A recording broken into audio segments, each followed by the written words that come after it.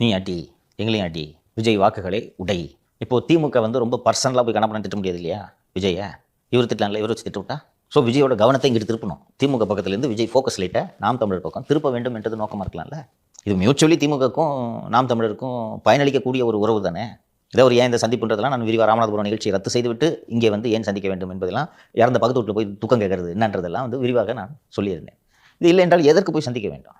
But sir, இதுக்கான possibilities எவ்வளோ இருக்கு சார்? இப்போ யாரோடய ஒருத்தவங்களோட கூட்டணி அமைச்சு தேர்தலை சந்திச்சா கூட நீங்க சொல்ற மாதிரி அவங்க ஜெயிக்கிறதுக்கான வாய்ப்புகள் இருக்கு. பட் பிரிஞ்சு நின்னா நாம் தமிழர் வலிமையாக வாய்ப்பு இருக்கா? நாம் தமிழர் வலிமையாகணுன்றதை பற்றி அவரே அக்கறைப்படல, நீங்கள் ஏன் அவ்வளோ அக்கறைப்பட்டு இருக்கீங்க?